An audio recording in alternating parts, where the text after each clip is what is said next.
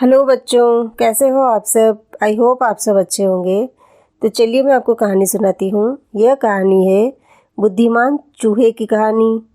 एक बार की बात है, एक जंगल था जिसमें सभी जानवर भाईचारे और प्रेम से रहते थे। एक बार गर्मी के मौसम में ऐसी भीषण गर्मी पड़ी कि नदियाँ व जल के सभी स्रोत सूख गए। जंगल के सभी जानवरों में हाहाकार मच गया। वे सभी पानी की तलाश में भटक रहे थे।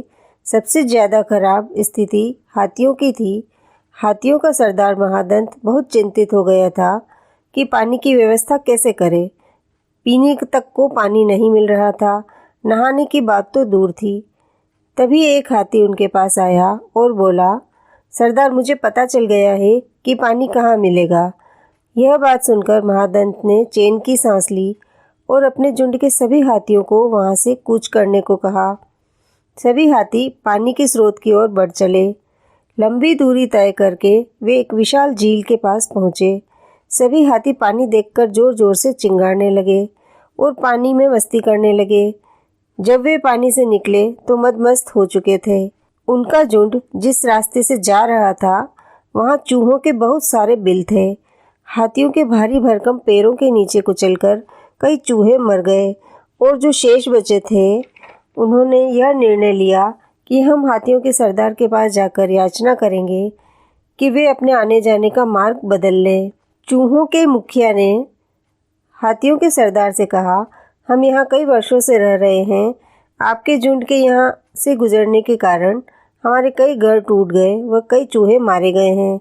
अतः आपसे अनुरोध है कि आप अपने आने जाने का मार्ग बदल लें ताकि हम बेमौत न मारे जाएं।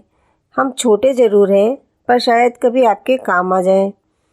हाथियों का सरदार बहुत समझदार था। उसने कहा कि तुम चिंता मत करो, मैं हाथियों को रास्ता बदलने के लिए कह दूंगा। चूहों के मुखिया ने हाथियों के सरदार का आभार प्रकट किया और बोला कि हमारे योग्य कोई सेवा हो तो याद कर लीजिएगा। कुछ समय बीतने के बाद एक दिन हाथी झील की ओर जा रहे थे कि एक हाथी का पैर शिकारियों के फंदे में जा फंसा। वह बुरी तरह पीड़ा से चिंगारने लगा। तभी हाथियों के सरदार को चूहों की याद आई और उसने खबर भिजवाई और पूरा घटनाक्रम बताया।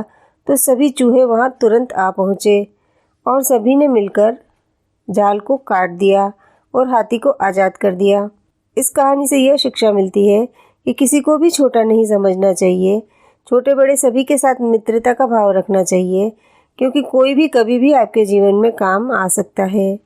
तो बच्चों, आपको ये कहानी कैसी लगी? आपको ये कहानी पसंद आई हो और आप ऐसे अन्य और कहानी सुनना चाहते हो तो इस चैनल को सब्सक्राइब करें, लाइक करें, शेयर करें। थैंक यू बच्चों।